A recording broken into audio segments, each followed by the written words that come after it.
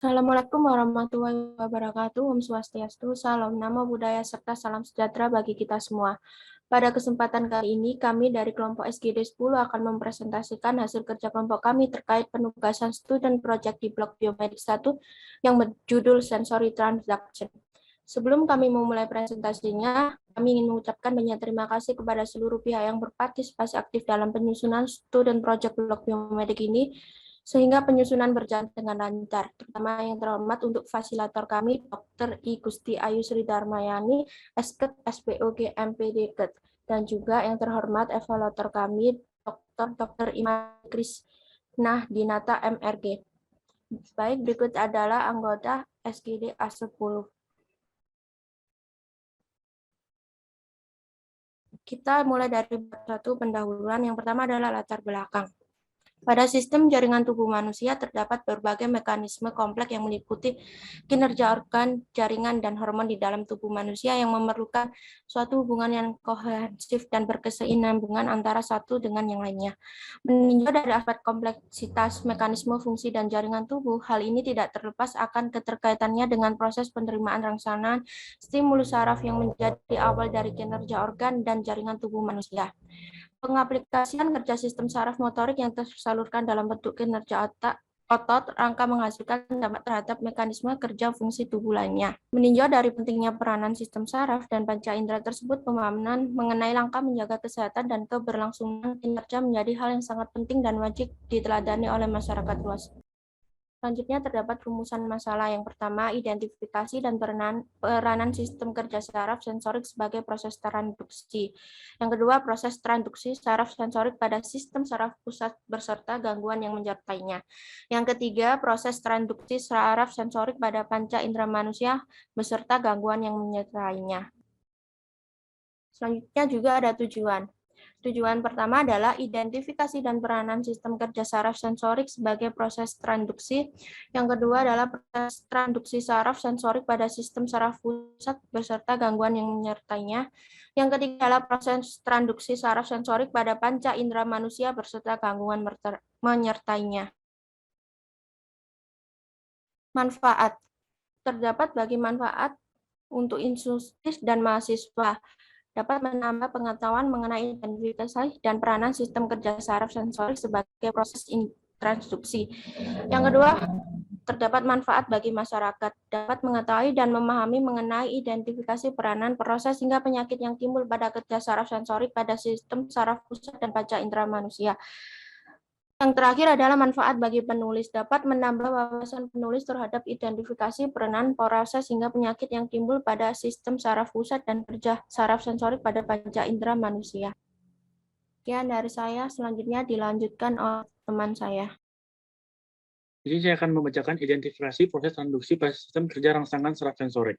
Sistem saraf berfungsi dalam mengantarkan input saraf pada susunan saraf pusat, di mana pada akhirnya akan disalurkan berupa penyaluran impuls pada efektor. Selain itu, sistem saraf juga berfungsi untuk menerima, mengirim, dan mengartikan informasi dari seluruh tubuh. Dalam proses pengelolaan rangsangannya, terdapat saraf sensorik yang berfungsi untuk mengantarkan rangsangan oleh reseptor untuk kemudian dialirkan ke sistem saraf pusat. Sistem saraf pusat kemudian menerima rangsangan sensorik sebagai reseptor, sehingga dapat merasakan sensasi panas, dingin, dan nyeri sebagai akibat dari keterlibatannya lingkungan luar. Adapun peranan proses transduksi sistem kerja saraf sensorik pada tubuh manusia. Sistem saraf memiliki peranan yang sangat penting pada tubuh manusia. Hal tersebut karena jaringan saraf berfungsi sebagai pengantar informasi dari otak menuju seluruh bagian tubuh sebagai respon dari penggerak. Sistem saraf dalam mengkoordinasikan aktivitas pada tubuh dibantu oleh nervus. Nervus merupakan kumpulan serat yang menghubungkan berbagai organ dengan sistem saraf pusat dan dengan bagian sistem saraf lainnya.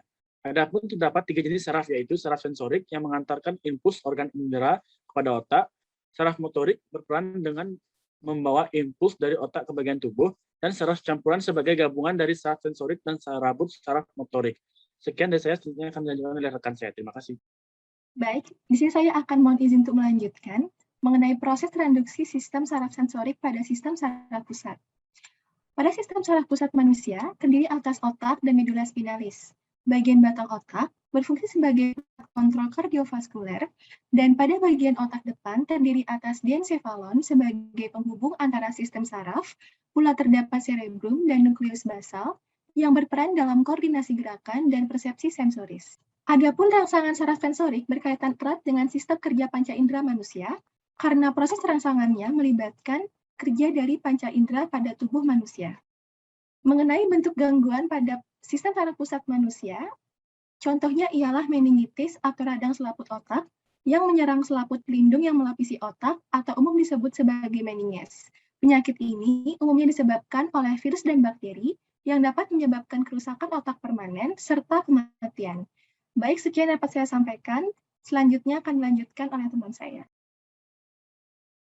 Baik, saya izin melanjutkan pemaparan dari teman saya, yaitu proses transduksi sistem saraf sensorik pada indera penglihatan mata. Mata berfungsi untuk menangkap cahaya di sekitar lingkungan dengan baik, sebagai sebuah gambar atau bayangan. Mata terdiri dari serangkaian lensa yang memicu aktifnya saraf sensorik. Pada mata, terdapat reaksi transduction yang terjadi pada sel neuron khusus yang disebut dengan photoreceptor cells atau PRC yang ditemukan di retina. PRC terdiri atas yang pertama itu conunicular neurons dan yang kedua itu root unipolar neurons. Keduanya mengandung photogametes unik yang dihubungkan oleh ujung membran sel. Mata manusia memiliki 3 jenis cone cells yang berbeda untuk penglihatan mata, warna, dan satu jenis yang lain disebut dengan root cells untuk penglihatan akromatik atau yang disebut dengan hitam dan putih. Mata manusia memiliki fungsi utama untuk tempat penerimaan berkas cahaya dari lingkungan kepada sel batang dan sel kerucut.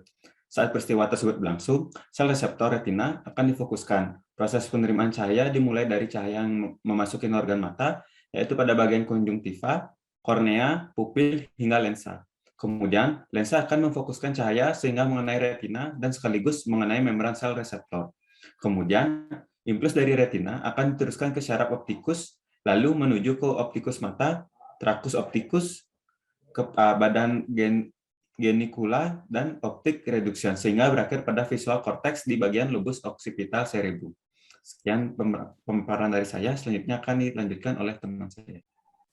Baik, saya akan menjelaskan bentuk gangguan transduksi sistem saraf sensorik pada indera penglihatan manusia. Glaukoma merupakan bentuk penyakit dalam indera penglihatan yang mengakibatkan terjadinya penurunan daya penglihatan oleh penderita, hingga dapat mengakibatkan kebutaan permanen apabila tidak mendapatkan penanganan lebih lanjut. Gangguan ini diawali dengan terjadinya kerusakan pada fungsi kerja saraf mata yang dapat berakibat fatal, berupa resiko mengalami kebutaan permanen. Penyakit ini pula ditandai dengan adanya neuropati optik, serta gangguan penglihatan lainnya yang berhubungan dengan cupping diskus optikus, serta degenerasi serabut saraf optik. Menurut data Kementerian Kesehatan RI memaparkan bahwa terdapat 259.297 kasus pasien pengidap glaukoma di Indonesia pada tahun 2016 dan 427.091 kasus pada tahun 2017. Meninjau dari data tersebut mengindikasikan bahwa kasus penyakit glaukoma berpotensi mengalami peningkatan setiap tahunnya, yang pula disebabkan oleh kurangnya edukasi dan kesadaran masyarakat Indonesia dalam mengenali gejala penyakit tersebut dan melakukan tindak penanganan lebih lanjut. Pada proses mengindikasikan penyakit glaukoma tersebut, terdapat beberapa bentuk gejala yang menyertai, seperti pusing, mata memerah, penglihatan yang berkabut, memiliki riwayat penyakit mata bawaan, diabetes, hipertensi, dan lain sebagainya. Sekian dari saya, selanjutnya akan dilanjutkan oleh teman saya. Baik, saya akan menjelaskan tentang proses transduksi sistem saraf sensorik pada indera penciuman manusia. Mekanisme indera pembawaan dilakukan dengan melibatkan mukosa olfaktorius yang terdiri dari sel reseptor olfaktorius, sel penunjang, dan sel basal.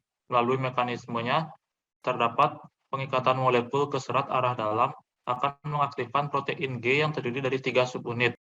Bagian olfaktorius yang berperan dalam mengendalikan aspek manusia lainnya disebut sebagai sistem limbik. Proses transduksi pada sistem pembawaan ini dimulai dengan penerimaan sinaps dari sel saraf olfaktorius, sel berumbai, dan sel mitral yang akan mengirimkan akson melalui traktus olfaktorius. Aroma yang kita kenali oleh hidung merupakan suatu jejak unik yang memicu aktifnya saraf sensorik. Aroma tersebut terdiri dari senyawa volatil.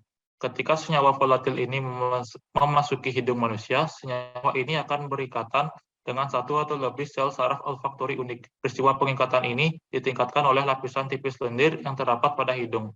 Adapun peristiwa ini disebut sebagai reseptor bau. Setelah peristiwa tersebut, organ pembawaan akan mendeteksi dan menghasilkan respon berupa aroma. Aspek rangsangan bau dalam proses mekanismenya terdapat 2 jalur proses utama, yaitu 1, jalur pertama melalui lubang hidung, dan 2, jalur melalui saluran yang menghubungkan atap tenggorokan dan hidung. Aspek rangsangan ini disarafi oleh nervus olfactorius dan nervus trigeminus. Sekian dari saya, akan dilanjutkan oleh rekan saya. Terima kasih. Selanjutnya, saya akan melanjutkan bentuk gangguan transduksi sistem saraf sensori pada indera penciuman manusia, yaitu anosmia. Anosmia merupakan penyakit dengan kondisi disfungsi kemosensori yang melibatkan sistem kerja indera penciuman, dan indikasinya terjadi penurunan kemampuan untuk mencium bau atau bahkan kehilangan kemampuan penciuman. Proses identifikasi penyakit ini diawali dengan pemeriksaan pada jaringan epitel olfactorius yang bertujuan untuk mendeteksi terjadinya disfungsi organ sehingga dapat diketahui terjadi penurunan hingga kemungkinan kehilangan kemampuan penciuman oleh penderita. Hal ini disebabkan karena jaringan epitel olfactorius berperan sebagai reseptor stimulus bau pada nasarafiti yang akan diteruskan ke otak untuk dilanjutkan proses penerjemahan. Penyakit anosmia ini juga dapat diakibatkan oleh trauma kepala, infeksi virus, sinus, dan penyakit yang menyerang organ nasal. Penyakit anosmia saat masa pandemi COVID-19 ini dapat menjadi penyakit yang menyertai infeksi virus COVID-19. Hal ini disebabkan oleh adanya angiotensin converting enzyme 2 atau ACE2 di permukaan sel yang berfungsi sebagai reseptor pengikat dengan dibantu oleh serin protease atau TMPRSS2. Setelah proses pengikatan tersebut, virus RNA akan memasuki nukleus, melakukan replikasi, kemudian akan menyebar ke seluruh sel-sel tubuh. Proses penyebaran ini berdampak pada kerusakan krusial nukleus di sel epitel olfactorius yang mengakibatkan penurunan dan kehilangan indera penciuman pada penderita anosmia. Sekian dari pemaparan dari saya, akan dilanjutkan oleh teman saya. Baik, izin menambahkan, di sini saya akan menjelaskan proses transduksi sistem saraf sensorik pada indera pendengaran manusia. Adapun mekanisme proses transduksi gelombang suara dari membran timpani menuju telinga dalam adalah yang pertama, melekatnya bagian ujung tangkai malleus pada membran timpani. Yang kedua, ada gabungan malleus dan incus bekerja sebagai pengungkit tunggal dengan fulcrum yang berbatasan dengan membran timpani. Yang ketiga, terdapat artikulasi incus dan stapes. Pada sisi yang berlawanan terdapat dorongan cairan koklea ke depan saat membran timpani bergerak ke dalam. Yang keempat, ada bagian amplitudo yang dihasilkan oleh gerakan bidang depan. Stapes menyebabkan sistem tulang pengukir di tulang pendengaran tidak dapat memperbesar jarak pergerakan stapes. Yang kelima, itu ada gerakan mekanis yang terjadi kemudian akan diubah menjadi getaran elektris dan mengarah dari koklea ke otak. Yang keenam, ada gerakan elektris tersebut akan dikelola di dalam lobus temporalis untuk mengidentifikasi dan mendengar gelombang suara yang ditangkap. Dalam sistem kerja indera pendengaran manusia dapat mendengar frekuensi suara dalam kisaran 20 hingga 2000 Hz. Gelombang suara yang masuk ke indera pendengaran menciptakan kekuatan mekanik yang kemudian menjadi impuls listrik dan dikirimkan ke cerebrum. Jenis konversi tersebut disebut dengan mechanotransduction. Mechanotransduction terdiri di telinga bagian luar, tengah, dan dalam. Berikut adalah gambar dari proses mechanotransduction. Sekian dari saya, bisa dilanjutkan. Baik, selanjutnya saya akan menjelaskan bentuk gangguan transduksi sistem saraf sensorik pada indera pendengaran manusia. Gangguan pendengaran sensori neural merupakan penyakit yang disebabkan karena terjadinya permasalahan dalam indera pendengaran, berupa kelainan mikroangiopati. Menurut hasil penelitian, menyatakan bahwa penderita obesitas memiliki kecenderungan risiko dalam menderita gangguan sensori neural jika dibanding dengan orang yang memiliki berat badan normal. Selanjutnya, saya akan menjelaskan tentang proses transduksi sistem saraf sensorik pada indera peraba manusia. Indera peraba atau kulit memiliki reseptor sentuhan berupa mekanoreseptor. Reseptor terdiri dari dua jenis, yaitu sensasi raba umum dan reseptor diskus Merkel. Berikut ada jenis-jenis reseptor, bisa dilihat. Reseptor-reseptor sensorik tersebut menutupi kulit dan jaringan epitel, otot rangka, tulang, sendi, organ dalam, serta sistem kardiovaskular. Sekian dari saya, dilanjutkan oleh teman saya. Terima kasih. Baik, adapun bentuk gangguan transduksi sistem saraf sensorik pada indera peraba manusia, yaitu ada penyakit kusta. Pada umumnya disebut sebagai penyakit lepra dan morbus Hansen yang merupakan salah satu bentuk penyakit menular yang menyerang indera sentuhan atau kulit manusia yang disebabkan oleh infeksi bakteri Mycobacterium rhamnosus, di mana pada penyakit ini tergolong penyakit unik dikarenakan penyakit mengalami periode tersendiri yang dapat menimbulkan risiko terjadinya pencacatan permanen. Penyakit ini pada umumnya menyerang pada bagian saraf tepi, organ kulit, dan jaringan tubuh lainnya, yang pula diidentifikasikan dengan terjadinya penebalan saraf tepi yang disertakan oleh gangguan fungsi saraf yang ditemukan oleh bakteri tahan asam atau BTA. Menurut data WHO pada tahun 2015 menyatakan bahwa berdasarkan laporan data dari 121 negara pada tahun 2014, kasus terjadinya kusta mencapai 2.013.869 kasus yang kian mengalami peningkatan tiap tahunnya. Maka dari itu, diperlukan adanya penanganan lanjut dan edukasi mendalam kepada masyarakat mengenai penyakit tersebut, agar dapat menanggulangi segala permasalahan yang menyertai dan menekan angka penyebaran virus penyakit tersebut ke seluruh dunia. Sekian dari saya, akan dilanjutkan oleh rekan saya. Terima kasih. Baik, saya akan melanjutkan ke proses transduksi sistem saraf sensorik pada indera pengecap manusia. Indera pengecap manusia memiliki berbagai peran, yaitu membedakan dalam pengecap rasa melalui tes BAT, di mana tes BAT ini umumnya bereaksi terhadap 5 rangsangan pengecap utama. Namun, hal tersebut terjadi apabila zat kecap tersedia dalam konsentrasi yang rendah.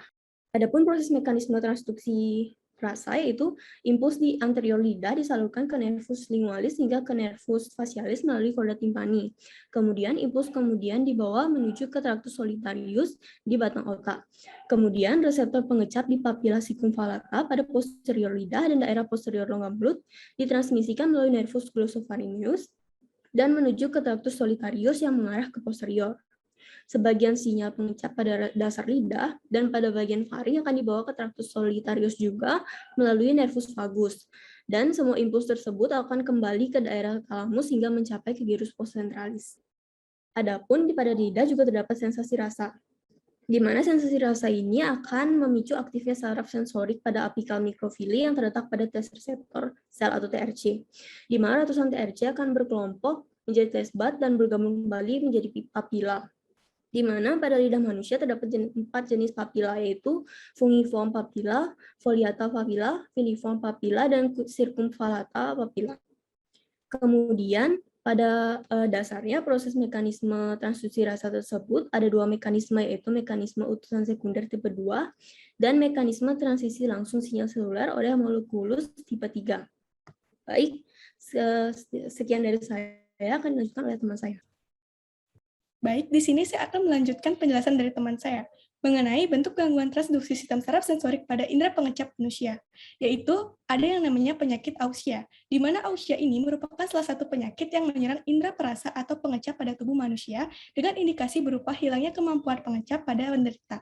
Penyakit Ausia ini memiliki keterkaitan dengan rendahnya kadar hormon adenosin monofosfat atau CAMP dan hormon guanosin monofosfat atau CGMP, di mana hormon CAMP ini memiliki kemungkinan kuat dalam berperan untuk menjadi faktor pertumbuhan rasa.